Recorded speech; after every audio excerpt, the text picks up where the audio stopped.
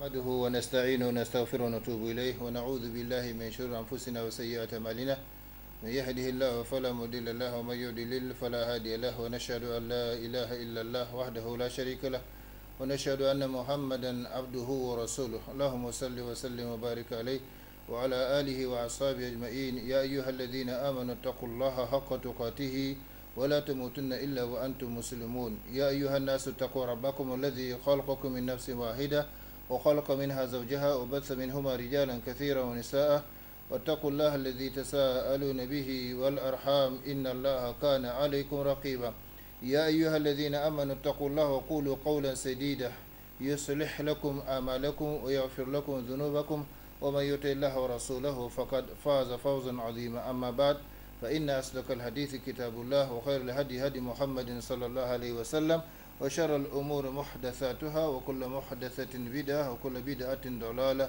وكل دلالة في النار ثم أما بعد chers frères et sœurs en islam chers téléspectateurs et auditeurs de Bon Ferré assalamu alaikum wa rahmatullahi ta'ala wa barakatuh. Soyez les bienvenus à l'écoute de votre émission islamique hebdomadaire ou plutôt votre école islamique, là où nous avons l'habitude de nous rencontrer et d'apprendre les uns des autres. J'ai prié Allah subhanahu wa ta'ala de nous faire profiter tous ensemble de ces quelques instants que nous allons passer ensemble dans sa voie, dans la recherche du savoir en vue de son application, afin que ce savoir ne soit pas un argument contre nous, mais plutôt un argument en notre faveur le jour où nous rencontrerons notre Seigneur Allah subhanahu wa ta'ala, yawma la yanfa'u malun wa la banun illa man atallaha bi qalbin salim, jour où ni bien ni enfant ne seront d'aucune utilité hormis pour celui qui regagne son Seigneur avec un cœur saint. Rappelons-nous justement notre triple responsabilité envers le savoir. La première responsabilité, c'est de l'acquérir. La deuxième responsabilité, c'est de l'appliquer. Et la troisième responsabilité, c'est de le transmettre aux autres comme il nous a été transmis par les prédécesseurs, et ce, conformément à la recommandation de notre prophète et bien-aimé Muhammad sallallahu alayhi wa sallam lorsqu'il dit « Ballighu anni walau aya » transmettez de ma part ne serait-ce qu'un verset. Qu'Allah subhanahu wa ta'ala nous bénisse tous, qu'il bénisse nos vies, qu'il bénisse nos familles, qu'il bénisse nos enfants, qu'il bénisse nos œuvres, qu'il bénisse davantage notre cher pays, le Niger et son peuple, et qu'il nous conforme davantage à sa sainte volonté partout et toujours. Amin, ya Rabbal Alamin. Ceci dit, chers frères et sœurs en islam, le thème de notre émission d'aujourd'hui est le mérite de l'invocation en islam. C'est la suite de notre émission, de notre dernière émission ici, qui porte sur le thème donc, de comment maintenir le contact avec Allah subhanahu wa ta'ala. Par conséquent, c'est la quatrième partie de ce thème. Aujourd'hui, nous allons voir donc, parmi les moyens qui permettent de maintenir le contact avec Allah subhanahu wa ta'ala, il y a donc l'invocation. Nous avons vu le rappel, le dhikr. Maintenant, nous allons voir l'invocation comme moyen de maintien de contact avec Allah subhanahu wa ta'ala. Ainsi dit, la louange appartient à Allah, Seigneur de l'univers. Je témoigne et Allah suffit pour témoin qu'il n'y a point de divinité digne d'adoration hormis Allah, l'unique sans associé. Il connaît parfaitement les problèmes de ses créatures. Il exauce l'invocation des sincères et protège ceux qui mettent leur confiance en lui. Nous témoignons ensuite que Muhammad sallallahu alayhi wa sallam et son serviteur et son envoyé, il s'est confié totalement à Allah, à son Seigneur Allah, l'invoquer dans toutes les circonstances et lui demander aide et assistance dans toutes les affaires. C'est ça donc le prophète sallallahu alayhi wa sallam. Du matin au soir, de son lever donc du lit jusqu'à son retour au lit, il n'y a pas un seul instant de sa vie qui n'est pas consacré à Allah subhanahu wa ta'ala. Et il n'y a pas un seul moment de la journée ou de la nuit pendant lequel il n'a pas légiféré une invocation, un dhikr à faire. Au point que certains ont écrit 24 heures avec le prophète sallallahu alayhi wa sallam pour nous montrer comment il se comporte sallallahu alayhi wa sallam. Que Allah lui accorde ses prières, son salut, ses bénédictions, ainsi qu'à sa sainte famille, à ses fidèles compagnons et à tous ceux qui emboîteront leur pas dans le chemin du bien jusqu'au jour de la résurrection. Craignons Allah, chers frères et chers humains, chers frères et sœurs en islam. Obéissons à lui, mettons notre confiance en lui, nous remettons nos affaires à lui, faisons preuve d'humilité dans son invocation. Il a en effet dit, subhanahu wa ta'ala, dans le noble Coran, Ud'ouni astajib lakum.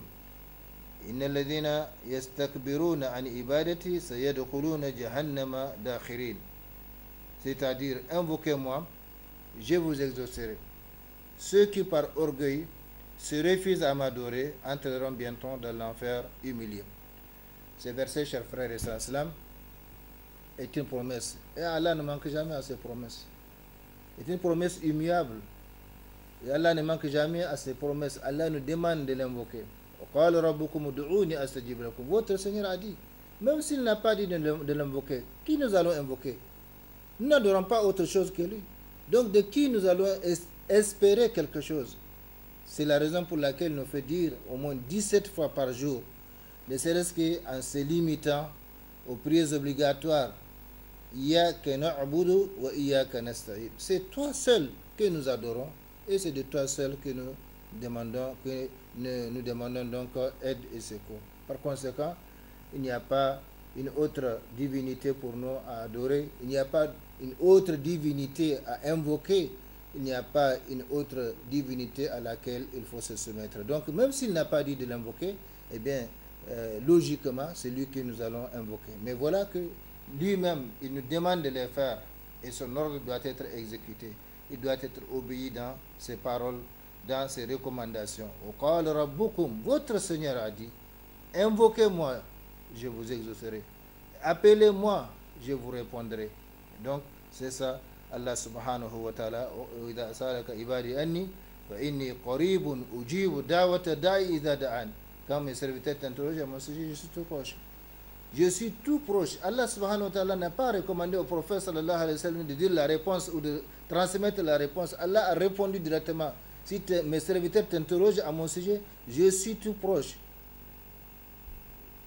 Ujibu da'wata da'i. Je réponds à l'appel de celui qui m'appelle quand il m'appelle. Je réponds à l'invocation de celui qui m'invoque quand il m'invoque. Donc comme ce qu'on dit aujourd'hui dans le langage informatique, la messagerie instantanée. Au même moment que vous invoquez, au même moment Allah vous répond. Donc il y a un dialogue entre le serviteur et son Seigneur, sauf que la réponse d'Allah subhanahu wa ta'ala, comme nous l'avons toujours enseigné, provient de plusieurs façons. Par conséquent, ici Allah subhanahu wa ta'ala nous dit, invoquez-moi, je vous exaucerai. Demandez-moi, je vous donnerai. Ceux qui par orgueil, oui, ceux qui par orgueil, parce que celui qui ne fait pas preuve d'invocation, de prière, de supplication devant la grandeur d'Allah subhanahu wa ta'ala, la toute puissance d'Allah subhanahu wa ta'ala, Allah qui est capable de tout, alors que nous ne sommes capables de rien. Son commandement consiste à dire quand il veut une chose, soit et la chose est. Quel que soit le problème, quelle que soit la difficulté à laquelle nous faisons face, si Allah subhanahu wa ta'ala décide de l'élucider, décide donc de la dissiper, eh bien son commandement consiste à dire et la chose est. Également, quel que soit l'objet de notre demande, ce que nous voulons avoir ici-bas ou dans l'au-delà, Allah subhanahu wa ta'ala est capable de nous le donner à l'instant même. Donc invoquez-moi, je vous exaucerai. Ceux qui par orgueil se refusent à m'adorer, l'adoration en question ici, c'est l'invocation, même si le verset est général, entreront bientôt dans l'enfer humilié. Celui qui ne demande à rien, Allah subhanahu wa ta'ala, il fait preuve de suffisance. Or, qui peut se suffire par rapport à Allah subhanahu wa ta'ala? Personne, aucune créature, ni dans les cieux, ni sur la terre. Donc, Allah subhanahu wa ta'ala nous interpelle. Allah subhanahu wa ta'ala interpelle ses serviteurs soumis. Invoquez-moi. Allah subhanahu wa ta'ala n'a pas dit invoquer X ou Y, ni le prophète, ni les anges, ni les saints, ni les amis d'Allah subhanahu wa ta'ala. Mais il demande de l'invoquer parce que l'invocation c'est l'adoration, comme le prophète sallallahu alayhi wa sallam l'a dit. Également, le prophète sallallahu alayhi wa sallam, en abandonnant dans le même sens, il dit sallallahu alayhi wa sallam, Udu Allah wa antum muqinuna bil ijaba. Wa'alamu anna Allah la yastajibu du'a'an min qalbin ghafilin lahin. Invoquez Allah, dit le prophète sallallahu alayhi wa sallam, en étant convaincu, totalement convaincu de la réponse, et sachez qu'Allah n'exauce aucune invocation d'un cœur inattentif et distrait. Non, il faut que le cœur soit connecté à Allah subhanahu wa ta'ala. S'il n'y a pas de connexion, il n'y a pas de s'il n'y a pas de connexion, il n'y a pas de réponse. Donc, on appelle de le vide. Par conséquent, il faut que le cœur soit présent. Il faut que la concentration soit donc au fond pour que Allah subhanahu wa ta'ala nous exauce. Invoquer Allah tout en étant convaincu de la réponse. Allah ne manque jamais à sa promesse. Et il a promis, et sa promesse est vérité immuable. Votre Seigneur a dit, invoquez-moi, je vous exaucerai. Demandez-moi, je vous donnerai. Par conséquent, ça c'est une promesse d'Allah subhanahu wa ta'ala. Ce qui reste, c'est appliquer, répondre à cette invocation, à cette injonction d'Allah subhanahu wa ta'ala, à cette invitation d'Allah subhanahu wa ta'ala. Et c'est pourquoi le prophète dit ici, invoquer Allah tout en étant convaincu. Convaincu de la réponse, parce que la réponse d'Allah la garantit. Même si il y a des conditions, parce que l'invocation c'est une demande, et toute demande a des conditions pour qu'elle soit agréée, pour qu'elle soit acceptée. Donc, sinon, de façon générale, Allah répond à toutes nos invocations.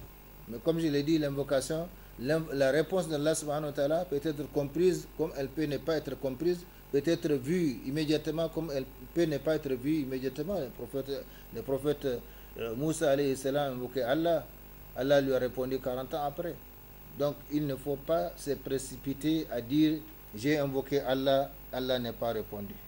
Le prophète sallallahu alayhi wa sallam a dit celui qui dit cela, eh bien annule sa demande, annule son invocation. Toute invocation est sous exaucement de la part d'Allah subhanahu wa ta'ala jusqu'à ce que les serviteurs disent j'ai invoqué Allah, il n'a pas répondu. Qui t'a dit qu'Allah n'a pas répondu à ton invocation?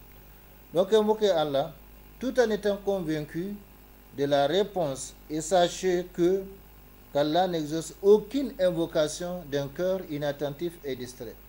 Chers frères et sœurs en islam, les versets coraniques précités renferment une recommandation et une promesse, plutôt l'une des plus belles promesses d'Allah subhanahu wa ta'ala à l'intention de ses serviteurs, la promesse d'exaucer leurs invocations. Et que cherchons-nous sinon la réalisation de nos vœux dans ce monde et après la mort? Voilà donc le plus grand moyen pour y arriver.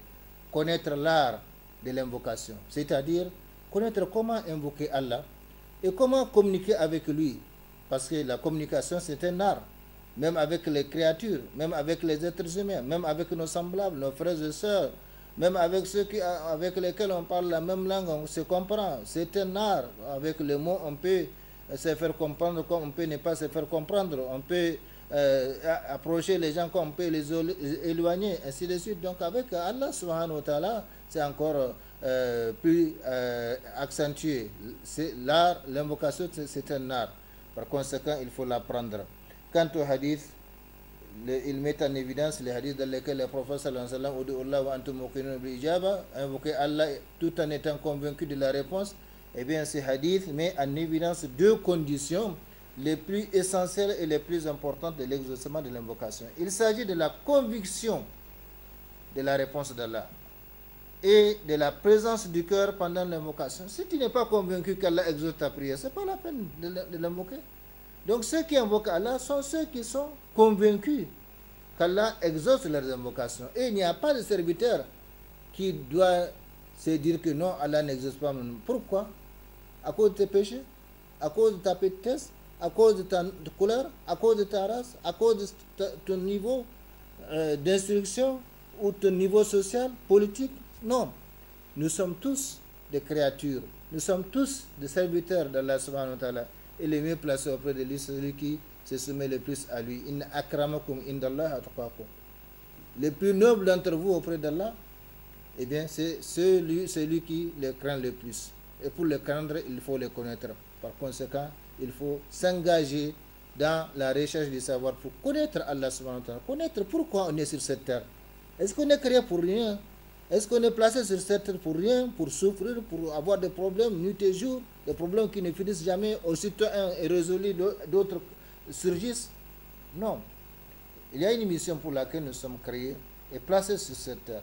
Et tant que nous sommes conscients de l'accomplissement de cette mission, eh bien, peu importe les obstacles que nous rencontrons. Parce que les obstacles que ceux qui adorent Allah et ceux qui ne l'adorent pas, tous rencontrent des obstacles de la vie.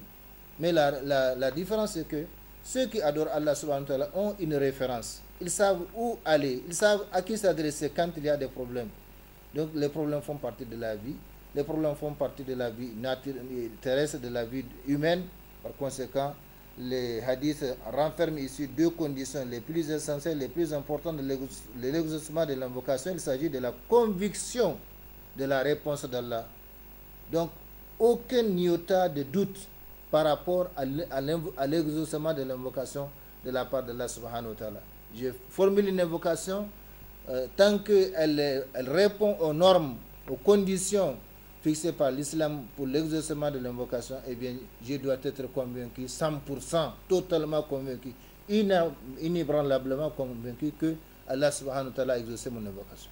Reste à savoir cette invocation, je vais voir le résultat ici, ou j'aurai le résultat de l'au-delà. Ça, c'est Allah subhanahu wa ta'ala qui en décide. Par conséquent, chers frères et sœurs, ces deux conditions sont essentielles, incontournables dans l'exaucement de l'invocation, la conviction de la réponse d'Allah et la présence du cœur pendant l'invocation. Il faut que le cœur soit présent. Il faut que le cœur soit présent, que l'on ressente qu'on s'adresse à Allah et pas à n'importe qui. Et pas à n'importe qui. Et imaginez le nombre de gens, le nombre de serviteurs, le nombre de mains qui sont levés vers Allah subhanahu wa ta'ala à travers ta ville, d'abord ton quartier, ta ville, ton pays, hein, ton continent et le monde entier, mais plutôt l'univers tout entier, parce qu'il n'y a aucune créature qui n'invoque Allah subhanahu wa ta'ala. Donc imagine, mais avec tout cela, Allah subhanahu wa ta'ala, comme nous allons le voir plus loin, Inch'Allah, a promis, et sa promesse est vérité immuable, de répondre à nos invocations. Et même si tous les êtres humains, mais plutôt les humains et les djinns, comme nous allons le voir donc plus loin, mais il n'empêche, on peut anticiper sur ces hadiths, même si tous les djinns, tous les humains, du premier au dernier se tiennent sur une même place, comme Allah subhanahu wa ta'ala l'a dit, et que chacun formule donc ses vœux, c'est-à-dire invoque Allah, demande à Allah ce qu'il veut, et que Allah accorde à chacun sa demande, eh bien cela ne diminue rien dans la possession, dans le royaume d'Allah, comme l'aiguille plongée dans la mer ne diminue rien de son eau quand on la retire. Donc imaginez ou regardez une aiguille qu'on a plongée, même dans un verre d'eau, a fortiori dans une tasse, a fortiori dans un marigot, un fleuve, mais dans la mer, une aiguille plongée dans la mer, on la retire. Quelle eau elle va prendre par rapport à l'eau de la mer? Donc c'est comme ça. Même si Allah subhanahu wa ta'ala exauce tous nos vœux, le vœu de toutes les créatures, parmi les djinns et les humains, du premier au dernier, donc cela ne diminuerait en rien ce que Allah subhanahu wa ta'ala possède. Chers frères et sœurs, le thème de notre émission, donc, comme je l'ai dit, comment maintenir le contact avec Allah subhanahu wa ta'ala, c'est la quatrième partie. Aujourd'hui, parmi les moyens qui permettent de maintenir le contact avec Allah subhanahu wa ta'ala, l'invocation. Les mérites donc de l'invocation. Sachez que l'invocation est l'arme du croyant. L'arme du croyant, L''A''M. L'arme, pas la larme qui sort des yeux. Hein? Beaucoup de gens sont prompts à pleurer, hein? Quand il y a un problème, quand quelqu'un les insulte, quand quelqu'un leur fait du mal, quand quelqu'un parle mal d'eux, etc. Mais les yeux ne pleurent jamais devant Allah subhanahu wa ta'ala. Alors que les larmes également, les larmes, c'est-à-dire L-A-R-M-E-S, les larmes qui sortent donc des yeux sont un ambassadeur, sont un moyen qui accélère l'invocation, l'exercice de l'invocation auprès d'Allah subhanahu wa ta'ala. Mais ici, nous parlons de l'arme, une arme. Donc c'est l'arme du croyant avec lequel il combat dans la vie. Son moyen de contact privilégié. Donc l'invocation, c'est un moyen de contact privilégié avec Allah subhanahu wa ta'ala. Et également son ambassadeur auprès de lui pour l'obtention de ce qu'il souhaite. C'est ça l'islam. On n'a pas besoin de passer par X ou Y. Le fait même de demander à quelqu'un, ce n'est pas interdit, mais c'est une faiblesse de foi, parfois. Surtout quand on voit certains, ils pensent qu'ils ne peuvent pas s'adresser à Allah subhanahu wa ta'ala. Non, notre Seigneur est au-delà de ça. Allah veut justement que les serviteurs reviennent vers lui. Allah veut justement que les serviteurs fassent preuve de servitude, donc de soumission devant la grandeur d'Allah subhanahu wa ta'ala. Donc, nul ne doit se voir inférieur, petit pour s'adresser à Allah subhanahu wa ta'ala. Il n'y a pas d'intermédiaire entre notre Seigneur et Allah subhanahu wa ta'ala. Iyyaka na'budu wa iyyaka nasta'in. Donc c'est l'invocation et l'ambassadeur du serviteur auprès d'Allah subhanahu wa ta'ala pour l'obtention de ce qu'il souhaite. Nous avons grand besoin aujourd'hui de cette arme, vu le problème de tout genre qui secoue les gens individuellement et collectivement sur le plan national, régional, international, sans parler du plan familial, donc individuel. Tout le monde vit donc dans des problèmes. Et parfois, les gens que nous envions de loin, Allah seul sait les problèmes dans lesquels ils sont plongés. C'est pourquoi il faut toujours remercier Allah subhanahu wa ta'ala. Et quand on remercie Allah subhanahu wa ta'ala, eh bien, il augmente, il multiplie, il fructifie ses bienfaits comme il l'a dit. Et sa parole est vérité immuable, inchangeable. La in shakartum, la azidannakum. Si vous êtes reconnaissant de mes bienfaits, quels que soient les bienfaits, eh bien, je vais les augmenter pour vous, je vais les bénir pour vous, je vais les multiplier pour vous. Et au contraire, si vous êtes ingrat, eh bien, sachez que le châtiment d'Allah est dur. Donc, nous avons grand besoin, chers frères et sœurs, chers auditeurs, chers téléspectateurs, nous avons grand besoin aujourd'hui de cette arme, vu les problèmes de tout genre qui secouent les gens individuellement et collectivement, sur le plan national, régional et international, et même des gens qu'on croit être à l'abri des problèmes. Allah seul connaît réellement leurs problèmes. Problèmes de santé, problèmes de famille, problèmes de travail, problèmes de ceci, problèmes de cela. Il n'y a que Allah qui connaît la réalité des gens. Donc les fastes apparents, la richesse,